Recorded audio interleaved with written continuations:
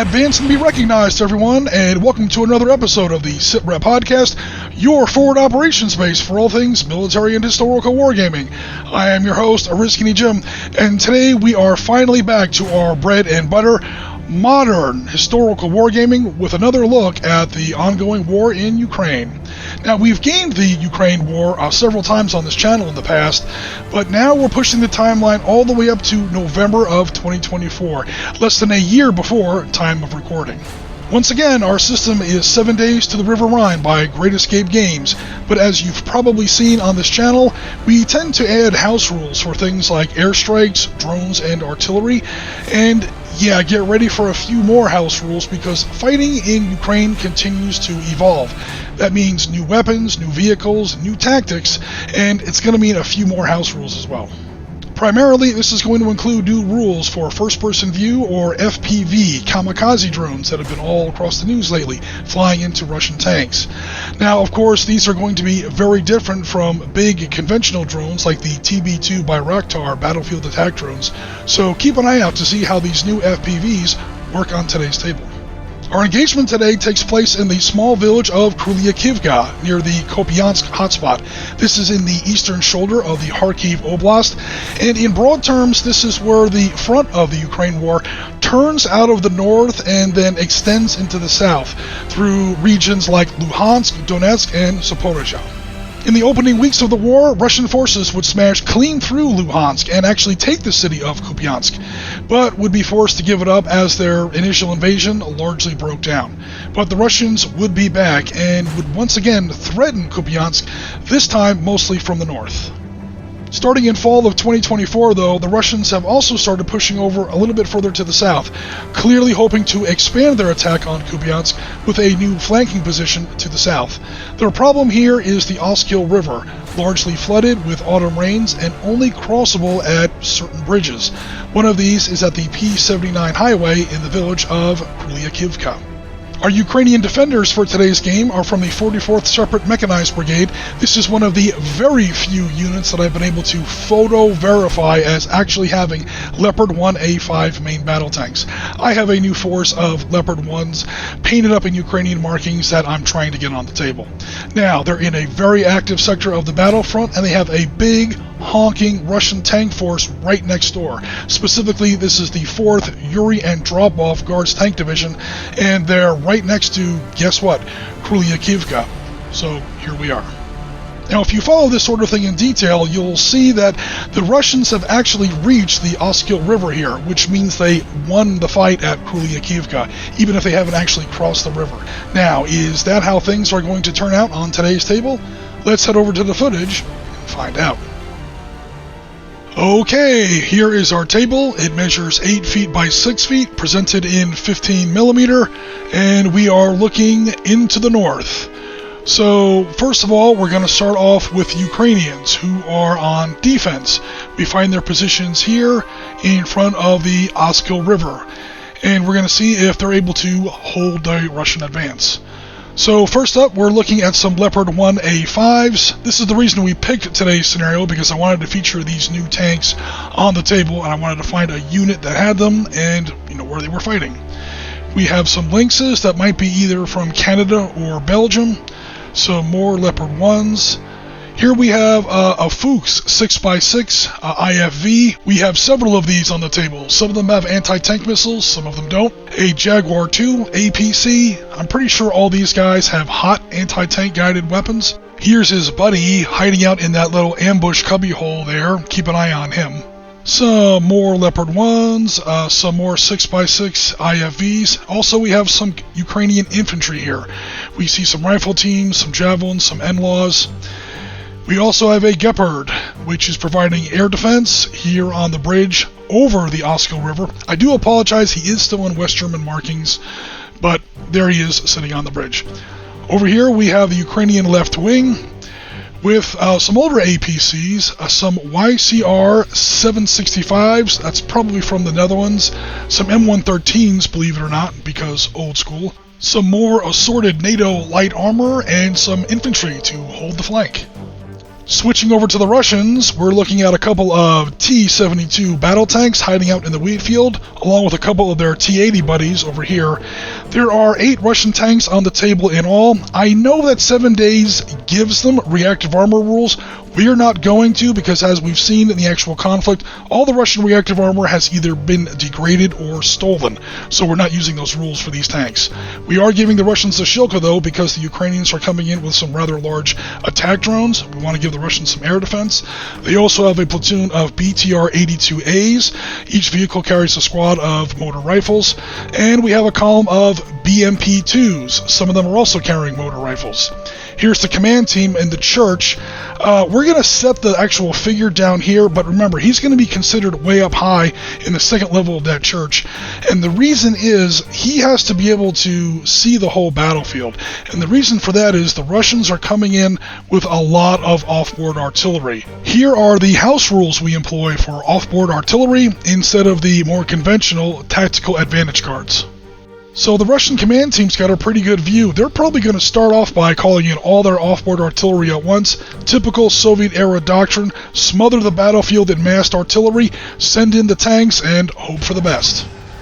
This game is now officially underway. The Russians are the attackers, so they start off with the initiative, and they're going to spend their first 5 activations to call in all 5 of their available off-board artillery missions all at once, because Russians.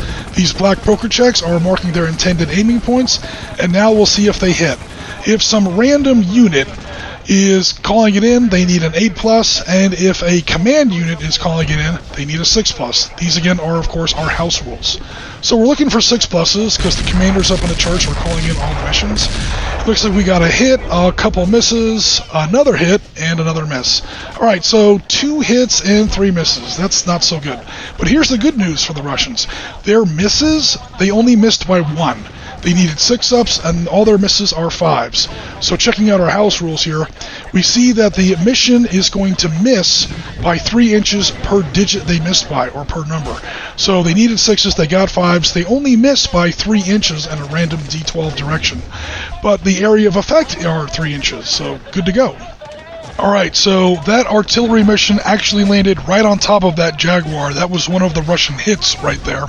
That one missed by 3 inches. You see where it's offset, but again, the area of effect is 3 inches. So that Jaguar 2 will still be affected by the artillery strike. The Leopard was missed, but not by enough to escape the shrapnel. Both those APCs are going to be catching some effect, and there's the last one off in the distance. Okay, so now that we know where the artillery landed, it's time to resolve how the artillery affected the impacted units.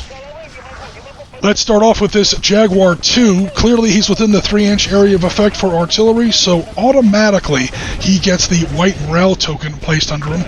Now we're going to see whether or not he is physically struck either by a shell or sufficient shrapnel to directly damage the vehicle. And the Russians have to roll a 7-up on a D10. Okay, they miss with a 6, so the Jaguar is going to escape further effect beyond the morale token he's already been assessed with. Let's see if his buddy here is just as lucky. No, he is not. The Russians have struck the vehicle with the artillery shell. That is going to be a 2 high explosive attack against roof armor. The way we do roof or rear armor is we take whatever the published flank armor is and we subtract 2. So there's the front, there's the flank, and there is the rear or roof armor of that Jaguar 2. So the Russians roll a D10, they get an 8, and they add the firepower of the attack, which is 2.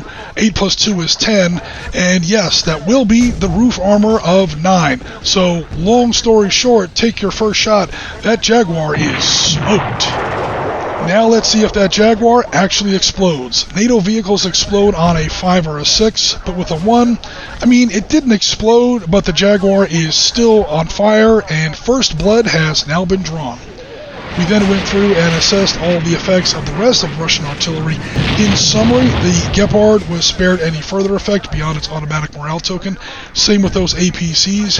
However, over here on the Ukrainian left, that Lynx came through okay, but that M113 took enough shrapnel through its roof, and yeah, he's on fire as well. So that's how artillery works when it lands on vehicles. How about when it lands on personnel? Alright, let's go ahead and figure it out, because the support team was within 3 inches of one of the Russian impact points.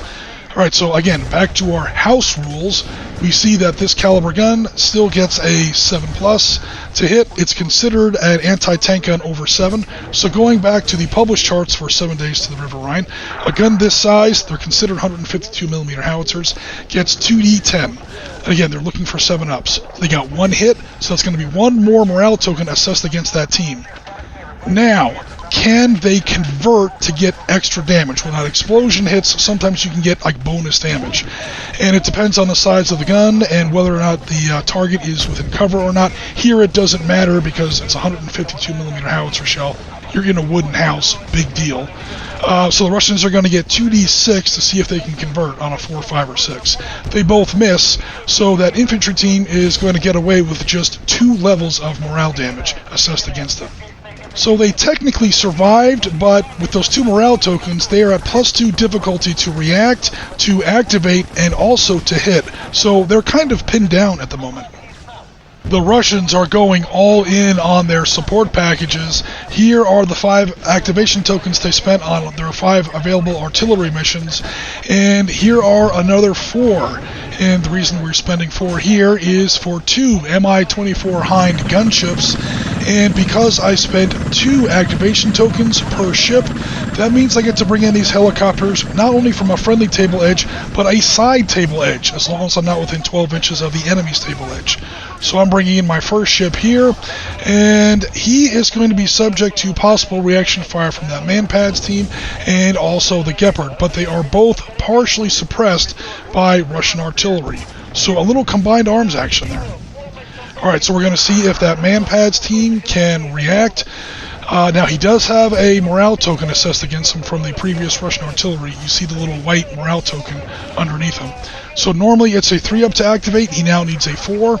Okay, not only does he successfully react, but with that 6, he's going to steal initiative from the Russian player.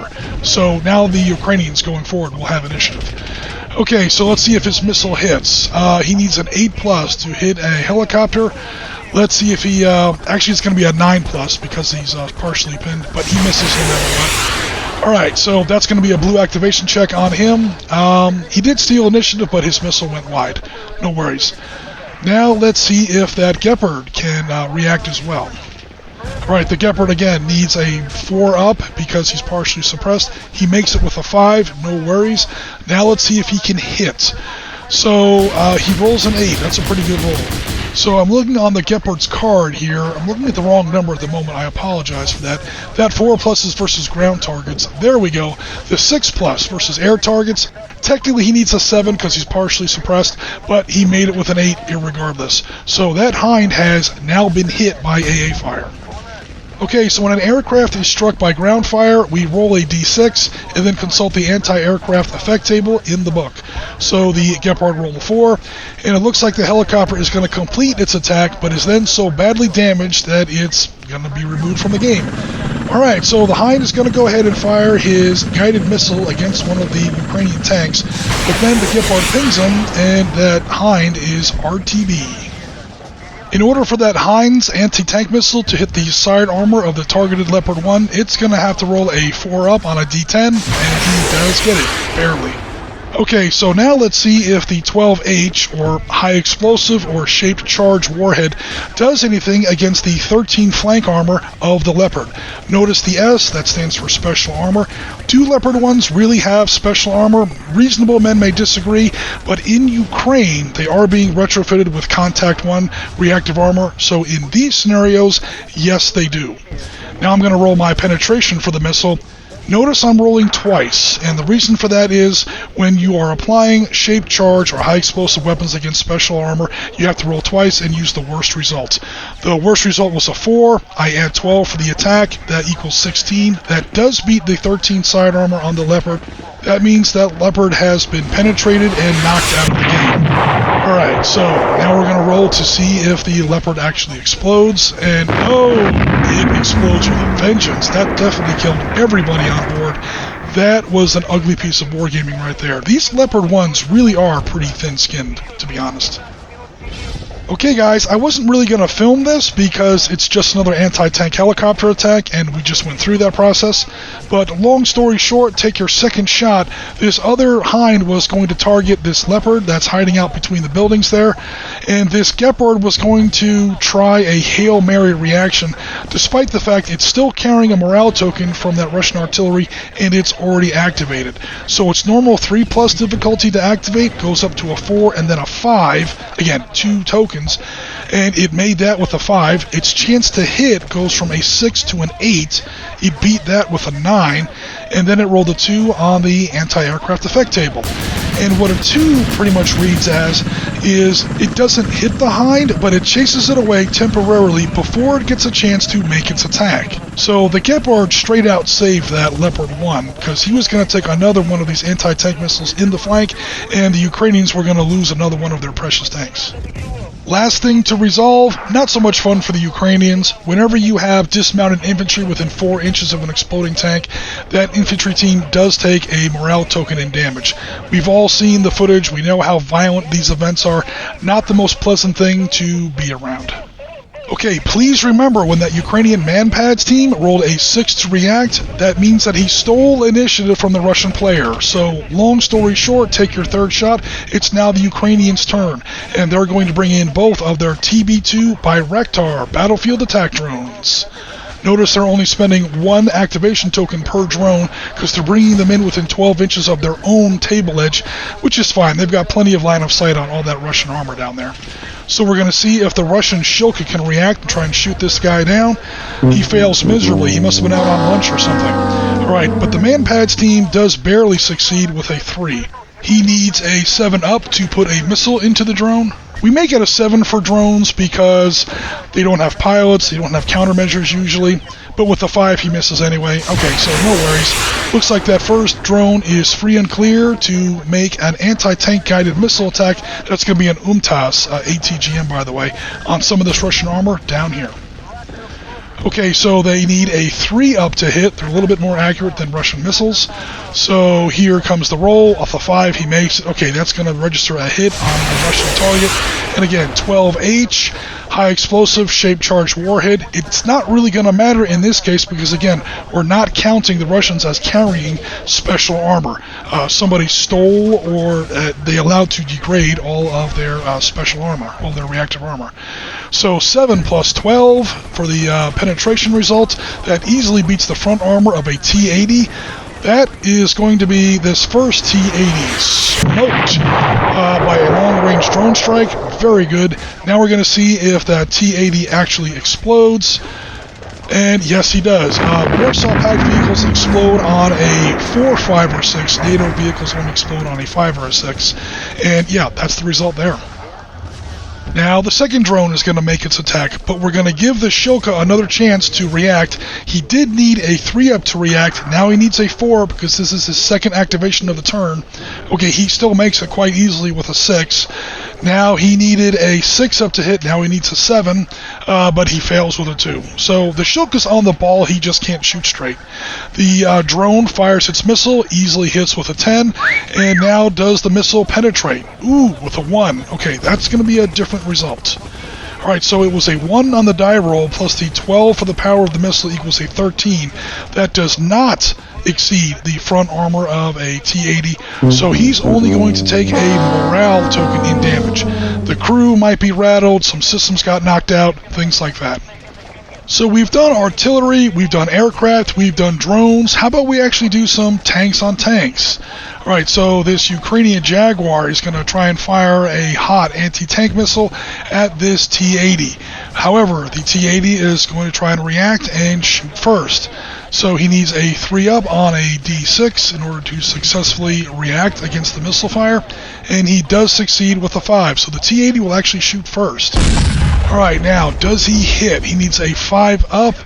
He's not moving, the enemy's not moving, he has a clear line of sight here. So yeah, that's going to stay as a 5+. Alright, we're going to go ahead and roll a D10 to see if that T-80 can score the hits. And he succeeds quite easily with a 9.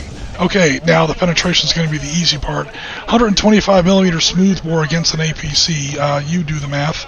Or let's do the math. A 9 plus 10 is 19. That easily beats the Jaguar's front armor.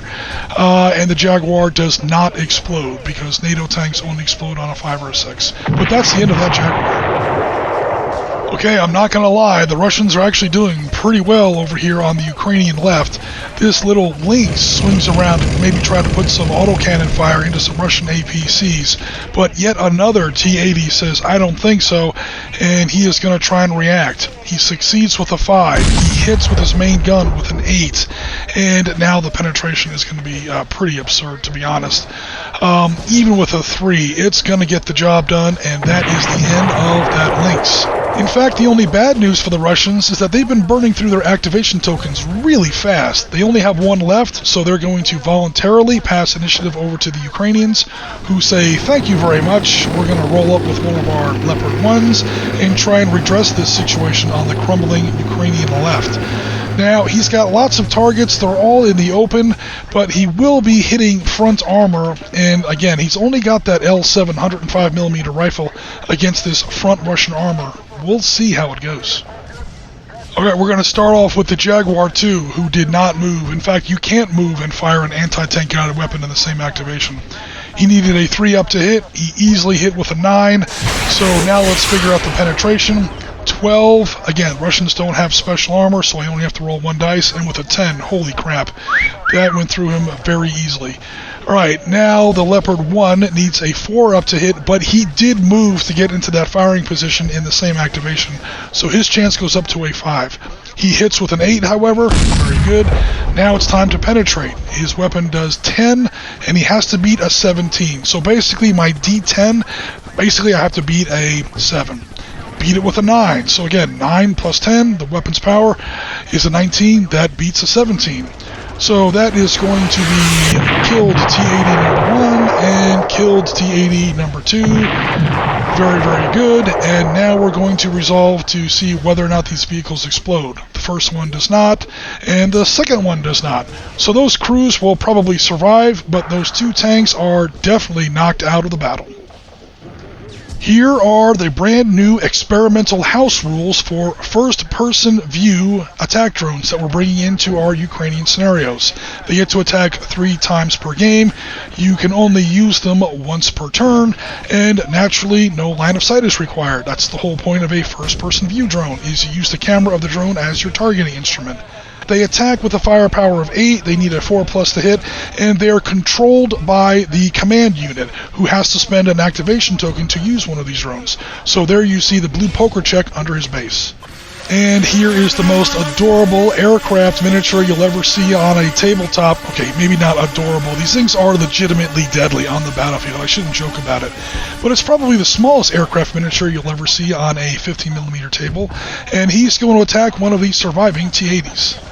Okay, first of all, we're going to give the Russian tank crew a chance to evade. We do get reports from the battlefield of tank crews on both sides, either dodging the drone or using counterfire to foul its attack somehow. So the Russian player is going to spend his very last reaction token to try and save this tank. So he needs to roll a 3 up on a D6. He fails with a 2. The tank crew just didn't see the drone in time. If he had succeeded in that, he would get to roll a 7 up on a D10 to somehow escape the drone. Alright, but that didn't happen, so now the drone is going to attack with a 4 up. He hits with a 6, and again, it's firepower of 8 against roof armor of the targeted vehicle. Alright, so here we go. We got an 8 for the penetration roll, plus 8 for the firepower equals 16. That does beat the T-80's roof armor. So there you have it, folks. A FPV drone has just kamikazed into a Russian tank and destroyed it off the battlefield. And then he rolled a 6 on his explosion chance. Alright, so yeah, you can't get much more Ukraine war than that. The drone hits the tank, penetrates the tank, sets off all the ammunition in that very badly designed turret. Catastrophic kill, the turret goes flying, and that's our result. And there we are so far, folks. we've seen the Russians come on very strong with their support assets like their off-board artillery and their attack helicopter gunships.